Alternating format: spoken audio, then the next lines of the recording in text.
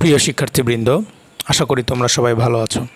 আজকে অনার্স চতুর্থ বর্ষের ভূগোল ও পরিবেশ বিষয়ের ব্যবহারিকের কিছু সম্ভাব্য প্রশ্নের মধ্যে একটি সমাধান করার চেষ্টা করব এবং এই বিষয়টি নিয়ে আজকে তোমাদের সামনে ভিডিওটি হাজির করেছি।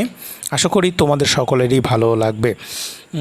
বিগত ক্লাসগুলোতে আমরা দেখেছি যে একটি স্ক্যানড ইমেজ থেকে কিভাবে একটি মানচিত্র ডিজিটাইজ করা যায় সেই বিষয়টি আমরা দেখেছি এবং সেখানেই মূলত আমরা এই বগুড়া ডিস্ট্রিক্টের ম্যাপটি মানচিত্রটি আমরা কিন্তু ডিজিটাইজ করেছি।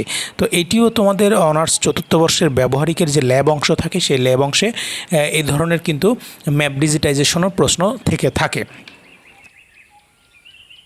ভিডিওটি দেখে থাকি তাহলে কিন্তু আমরা ডিজিটাইজেশনটা শিখে ফেলতে পারবো।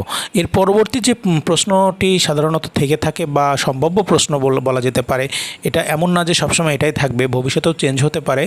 তো সম্ভাব্য যে প্রশ্নটি থেকে থাকে সেটা হচ্ছে যে কিভাবে একটি মানচিত্রে আমরা বিন্দু মানচিত্রের মাধ্যমে তথ্য প্রদর্শন করতে পারি। তো বিন্দু মানচিত্রের ক্ষেত্রে আমাদের তথ্য প্রদর্শনের ক্ষেত্রে আমাদের বিশেষ কিছু বৈশিষ্ট্য আছে।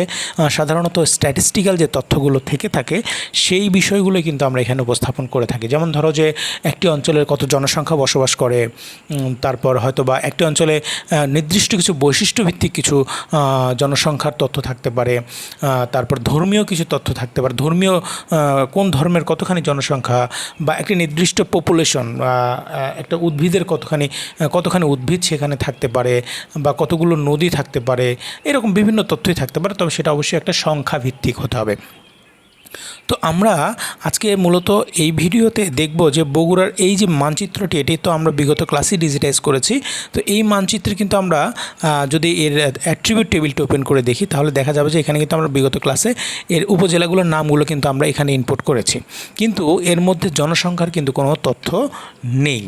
তো আসলে জনসংখ্যার তথ্য যেহেতু নাই, তার মানে আমাদেরকে কী করতে হবে, জনসংখ্যার তথ্যটাকে সর্বপ্রথম কালেক্ট করতে হবে। এই জনসংখ্যার তথ্য কালেক্ট করার জন্য অনলাইনের বিভিন্ন সোর্স থেকে আমরা নিতে পারি, বগুড়ার বাতায়ন থেকেও আমরা নিতে পারি।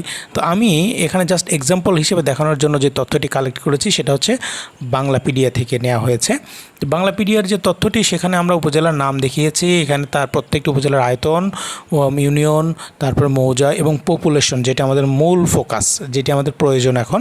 টোটাল কোন উপজেলাতে কত জনসংখ্যা বসবাস করছে সেটি আমরা এখানে পেয়েছি। তারপরে পার স্কোয়ার কিলোমিটার কত জনসংখ্যা বাস করছে সেটিও আমরা পেয়েছি। এছাড়া শিক্ষার হারটা আমরা পেয়েছি। যাই হোক, আমাদের এখন বর্তমানে দরকার হচ্ছে পপুলেশনের এই তথ্যটি। তো এই তথ্যটি আমরা এই অ্যাট্রিবিউট টেবিলে মূলত অ্যাড করতে হবে। তো এই অ্যাডের ক্ষেত্রে আমাদের দুইটা অপশন আছে। যখন আমরা অনেক সংখ্যভিত্তিক অনেকগুলো তথ্য অ্যাড করতে চাই, সেক্ষেত্রে আমাদের একটি সহজ ওয়ে আছে।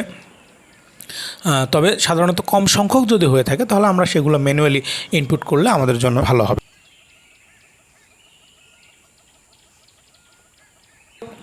তো আমরা এখন এই জনসংখ্যার যে তথ্যগুলো আছে এই তথ্যগুলো মূলত আমরা আমাদের এই বগুড়া মানচিত্রের ভিতরে ইনপুট করব।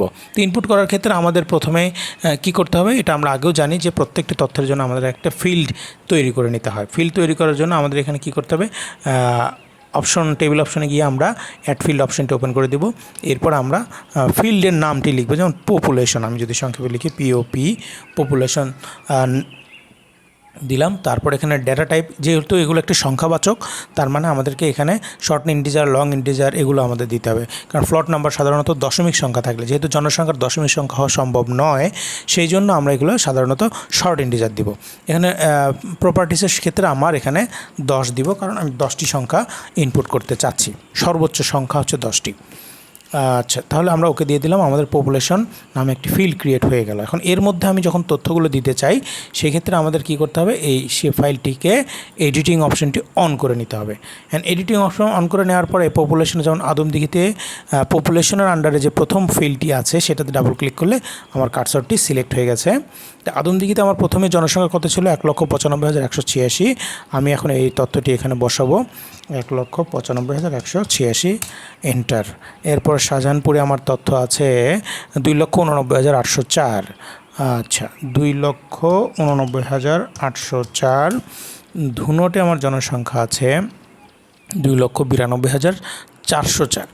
আচ্ছা, 2,92,404। এরপরে ধূপচাচিয়াতে আমার জনসংখ্যা আছে 1,76,678। 1,76,678। গাবতলীতে জনসংখ্যা 3,19,588। 3,19,588। কাহালুতে আছে 2,22,376। 2,22,376। এরপর নন্দীগ্রাম আছে 1,80,802। 1,80,802। সারিয়াকান্দিতে আছে 2,70,719। 2,70,719।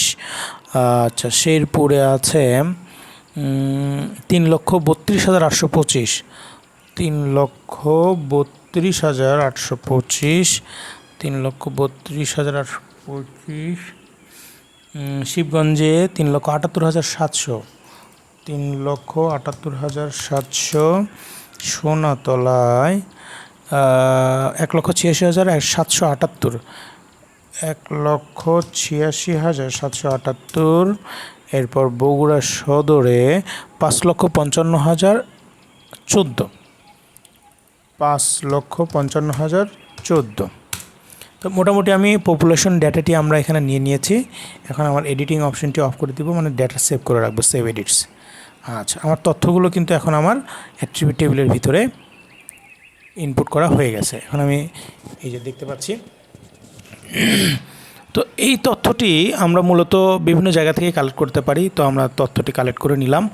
নেয়ার পরে আমাদের এখন এই যে পপুলেশনটি আছে, এই পপুলেশনটি আমরা মূলত এখানে ডট মেথডে দেখাবো বা বিন্দু মানচিত্রের মাধ্যমে দেখাবো।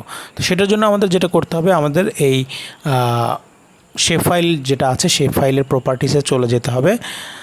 প্রপার্টিসে চলে যাওয়ার পরে আমাদের এখানে সিম্বলজি অপশনটি আছে। সিম্বলজি অপশনে গিয়ে আমাদের এখানে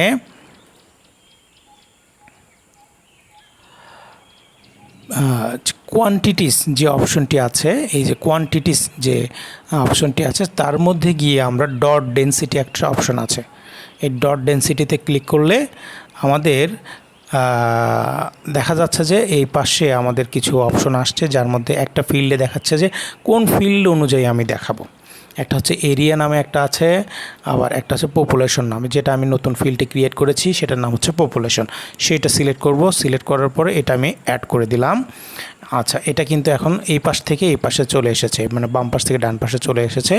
এখন এখানে কিছু অপশন ওনারা দেখাচ্ছে যে ডট ডেনসিটির ডট সাইজ দেখাচ্ছে, তারপরে ডট ভ্যালু দেখাচ্ছে 2000। আচ্ছা, ডট ভ্যালুর এখানে কিছু অপশন আছে, ডট সাইজও দেখাচ্ছে। তো আমরা মূলত ডট ভ্যালুতে দেখাবো, কারণ এখানে বিষয়টি বোঝানো হচ্ছে যে আমরা যেমন এই তথ্যে দেখা যাচ্ছে যে আদমদিঘিতে 1,95,186। তার মানে যদি আমি প্রত্যেকটা ডটের জন্য একটি করে জনসংখ্যা দেখাই, তাহলে কিন্তু আবার এতগুলো সংখ্যা এখানে দেখাতে হবে। তা আমি না করে একটা নির্দিষ্ট পরিমাণ সংখ্যা দেখাবো, যাতে মোটামুটিভাবে আমার প্রত্যেকটি অঞ্চলে সুন্দরভাবে ডটগুলো ডিস্ট্রিবিউট হয়ে থাকে। তো আমার এখানে সর্বোচ্চ জনসংখ্যা আমি দেখতে পাচ্ছি প্রায় 5.5 লাখ, এবং সর্বনিম্ন দেখা যাচ্ছে যে 1,76,000। হ্যাঁ, তো আমি যদি এখানে মোটামুটি 20,000-এর জন্য একটি করে ডট দেই, তাহলে আমি ডট ভ্যালু আমি এখানে 2,000-এর জায়গায় আমি এখানে 20,000 যদি দেওয়া যায়, 20,000 না, 20,000 না দিয়ে আমি যদি 5,000 দিয়ে দিই, 5,000 দিলাম, দেওয়ার পরে আমি অ্যাপ্লাই করি। অ্যাপ্লাই করার পর ওকে দিলাম। দেখা যাচ্ছে যে আমার কিন্তু কিছু কিছু মানচিত্রে কিন্তু কিছু ছোট ছোট ফোঁটা দেখা যাচ্ছে। হ্যাঁ, তো এখন এটা এই যে এখানে আমার পার ডটে দেখাচ্ছে যে কতগুলো। এটা আমি আরেকটু কারেকশন করব প্রপার্টিসে গিয়ে। সেটা হচ্ছে যে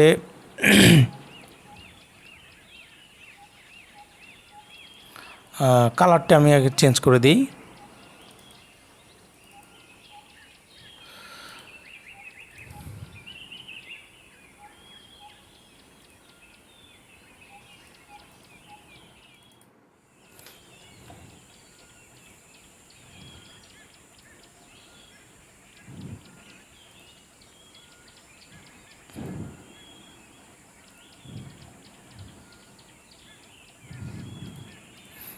এখন মনে হয় আমার বিন্দু মানচিত্রের ক্ষেত্রে বিন্দুগুলো কিন্তু আমার একটু আরও ভালোভাবে বোঝা যাচ্ছে। হ্যাঁ, তো এখানে আমার একটু বর্ডারটাও আমি একটু চেঞ্জ করে দিব।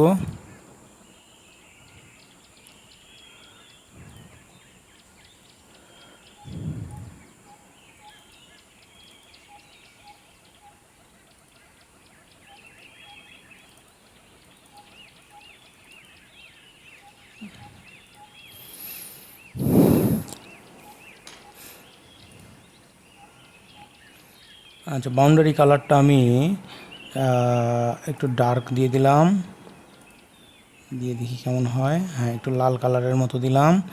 তারপরে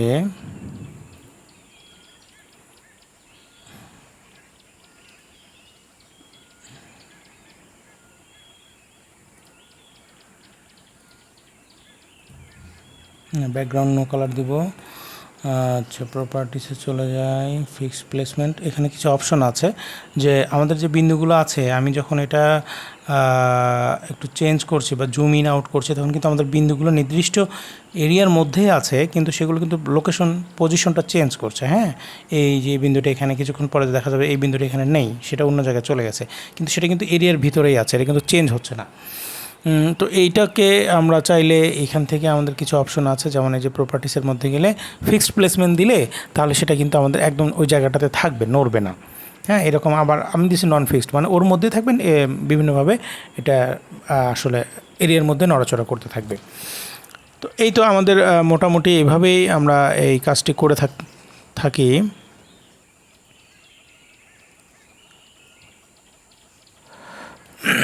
তো এখানে এখন আমি যদি এটা একটু জুম আউট করি, জুম আউট করে দেখলে দেখা যাবে যে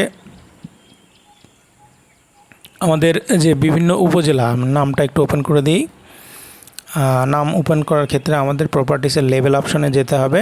এই যে উপজেলার নেম, এখানে ফিল্ড নেম কোনটা দেখাবো সেটা হচ্ছে উপজেলার নেম। উপজেলার নেম দিয়ে আমি যদি অ্যাপ্লাই করে দিই, তাহলে কিন্তু আমার উপজেলার নামগুলো দেখাবে। আচ্ছা, ওটা দেওয়ার পর আরেকটা অপশন একটু অফ করা আছে, যেমন এই যে লেভেল ফিচারটা, এটা চেক বক্সটা অন করে দিতে হবে। এখন কিন্তু আমার কিন্তু প্রত্যেকটি উপজেলার নাম দেখাচ্ছে। আমি একটু বড় করে দিই, এখানে ফন্ট আছে 8, আমি যদি সেটা 10 করে দিই, বোল্ড করে দিলাম। এখন কিন্তু আমি আরও সুন্দরভাবে, না বোল্ড আমার দরকার নেই, বোল্ড দিলে আমার মূল যে ডটটি সেটা কিন্তু আমার মানে ভালো দেখাচ্ছে না। আচ্ছা, এখন আমরা কিন্তু দেখতে পাচ্ছি যে প্রত্যেকটি উপজেলার নাম এবং ওই উপজেলার মধ্যে বিন্দু গুলো, তার মানে এই এক একটি বিন্দু কিন্তু মূলত আমার কত ডট উপস্থাপন করছে। আমরা যদি প্রপার্টিসে চলে যাই, সিম্বোলজিতে চলে যাই, ডট ডেন্সিটিতে আমি এটা যখন জুম ইন আউট করছি তখন কিন্তু এটা আমার চেঞ্জ হয়ে যাচ্ছে। তো এটা ডট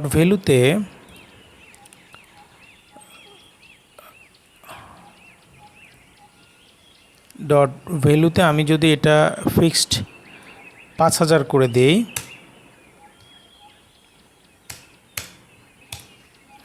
তাহলে কিন্তু আমার এই যে প্রত্যেকটি ফোঁটা, মানে প্রত্যেকটি বিন্দুর জন্য আমার 5000 জনসংখ্যা প্রেজেন্ট করছে।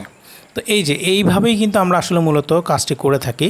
তো এখানে দেখা যাচ্ছে যে বগুড়া সদরের মধ্যে কিন্তু আমার ডেনসিটির ক্ষেত্রে বেশি, তার মানে এখানে জনসংখ্যা বেশি। একইভাবে সারিয়াকান্দিতে কিন্তু আমার অনেক ফাঁকা ফাঁকা, মানে এই অংশটাতে কিন্তু আমার জনসংখ্যা খুবই কম, মানে ঘনত্বটাও কিন্তু খুব কম।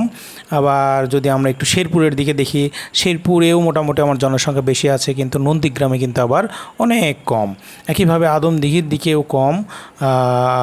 তো এই যে এই পদ্ধতির মাধ্যমে যদি আমি দেখি, তাহলে কিন্তু মোটামুটি একটি মানচিত্রে একটা ধারণা, মানে একটা পিক্টোরিয়াল যে ভিউ, সেটা কিন্তু আমরা বুঝতে পারি যে এই বগুড়া ডিস্ট্রিক্টের মধ্যে আমি জনসংখ্যার যদি কোনো তথ্য আমাদের কাছে নাও থেকে থাকে, আমি শুধুমাত্র এই মানচিত্রটি দেখেই বুঝতে পারবো যে আমাদের পুরা ডিস্ট্রিক্টের যে 12টি উপজেলা আছে, সেই 12টি উপজেলার মধ্যে বগুড়া সদরে সবচেয়ে বেশি জনসংখ্যা বসবাস করছে, কারণ এখানে বিন্দুটা অনেক বেশি এবং সারিয়াকান্দিতে মোটামুটি সবচেয়ে কম।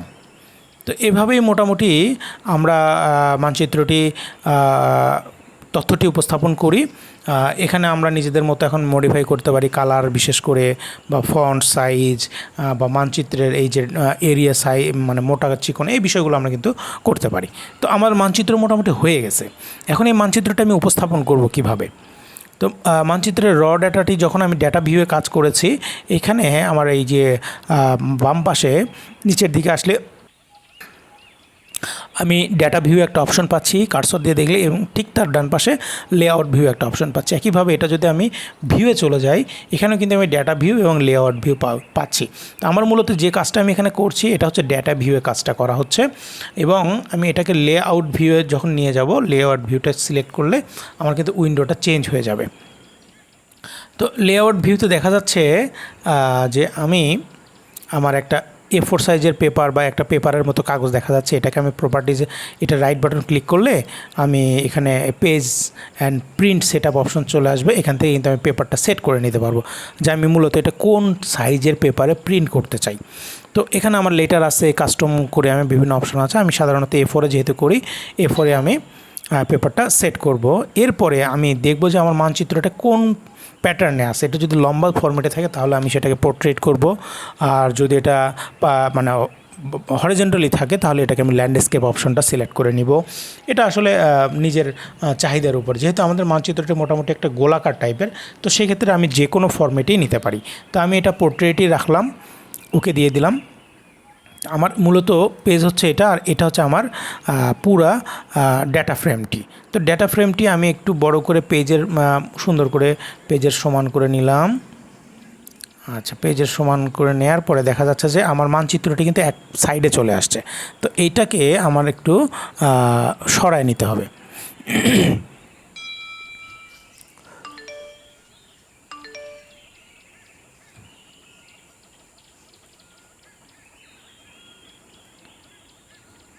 আচ্ছা, আচ্ছা, আমরা মনে হয় ল্যান্ডস্কেপ নিলেই মনে হয় ভালো হবে। তো আমি একটু দেখি এটা ল্যান্ডস্কেপ নিলে কেমন লাগে। পেজ প্রপার্টিসে গিয়ে আমি যদি আবার ল্যান্ডস্কেপ সিলেক্ট করে দিই, দেওয়ার পরে দেখা যাচ্ছে আমার পেজটা এরকম হয়েছে। এখন আমি এই যে ডেটা ফ্রেমটি ছোট করে ল্যান্ডস্কেপ ফরম্যাটে নিয়ে যাব।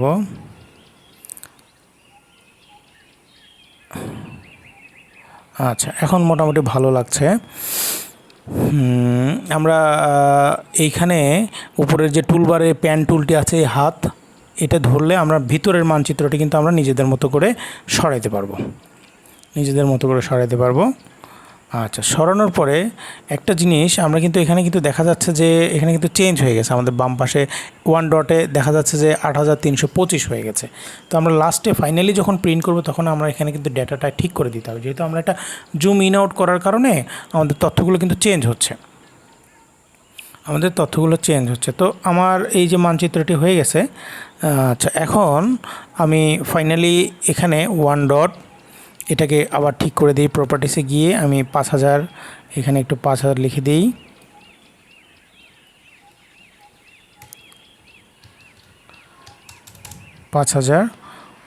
ওকে দিলাম। এখন আমার প্রত্যেকটি ডটের জন্য 5000 জনসংখ্যা রিপ্রেজেন্ট করছে। আমরা ডটটা চাইলে একটু বড় করেও দিতে পারি।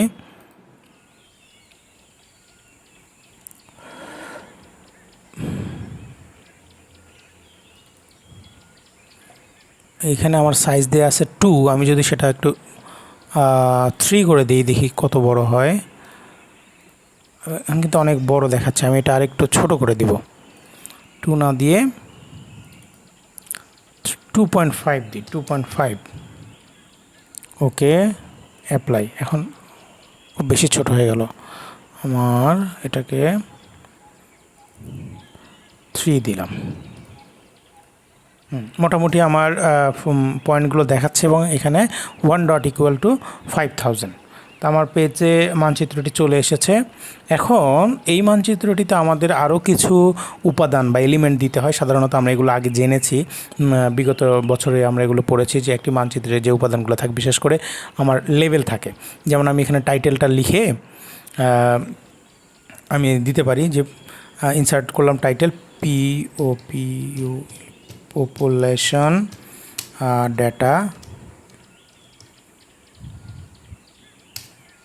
পপুলেশন ডাটা দিলাম, দিয়ে ওকে লিখলাম।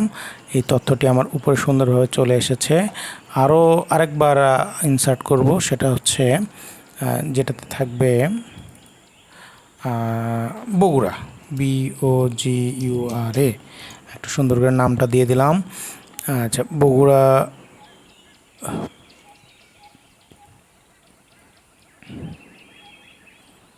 পপুলেশন ডেটা, এটা আমার একটু এখানে দিয়ে দিলাম। এরপরে আমরা লিজেন্ড অ্যাড করব। এই যে লিজেন্ডের মধ্যে আমরা বগুড়া যে সে ফাইলটি আছে সেটির লিজেন্ডটাই দিতে চাচ্ছি। তো নেক্সটে গেলে আমার এখানে নেক্সট, আমার লিজেন্ডটি চলে এসেছে। একদম আমার যা প্রয়োজন তা মোটামুটি আমার চলে এসেছে। এই যে এটা হচ্ছে আমার 1.=5000 পপুলেশন, ডট হচ্ছে পপুলেশন বোঝাচ্ছে। তো যেহেতু পপ শব্দটা আসলে কোনো মিনিং নাই, তো এই জন্য আমি এটাকে একটু এডিট করে নিই, কারণ আমি ফিল্ড নেমটা দেওয়ার ক্ষেত্রে যদি পপুলেশনে লিখতাম তাহলে কিন্তু এখানে ফিল্ড পপুলেশনটাই আসতো। তো এটাকে আমার একটু এডিট করার জন্য কিছু কাজ করতে হবে, এটাও একটা শেখার বিষয়। তো আমার যেটা কোনো একটা এডিট করতে হয় সেটাকে আমি সিলেক্ট করে রাইট বাটন ক্লিক করে কনভার্ট টু গ্রাফিক্স অপশনে নিয়ে যেতে হবে। গ্রাফিক্স অপশনে নিয়ে যাওয়ার পরে এটাকে আমরা আবার আনগ্রুপ করব। আনগ্রুপ করার পরে এইটাকে আমরা এখন একটু আনগ্রুপ করে নিই। এখন আমার পপুলেশনটা আলাদা হয়ে গেল। এটাকে আমি POPULATION পপুলেশনটা লিখে দিলাম। এখন কিন্তু আমার এই নামটি সুন্দরভাবে চলে এসেছে। এখন আমরা এই ফাইলগুলো ধরে সবগুলো আবার গ্রুপ করে ফেলব। গ্রুপ হয়ে গেল আমার মোটামুটি মানচিত্রটি হয়ে গেছে। এরপরে আমরা আরও কিছু জিনিস দিতে পারি, যেমন আমাদের নর্থ অ্যারো আমরা একটা যেটা পছন্দ হয় সেটা আমরা এখানে দিয়ে দিলাম। এটা একটু এদিকে ছোট বড় করতে পারি চাইলে। হ্যাঁ, এইভাবে আমরা এই তথ্যগুলো দিয়ে আমার মোটামুটি কাজ শেষ। এরপরে আমরা ফাইল মেনুতে গিয়ে মানচিত্রটি এক্সপোর্ট করব।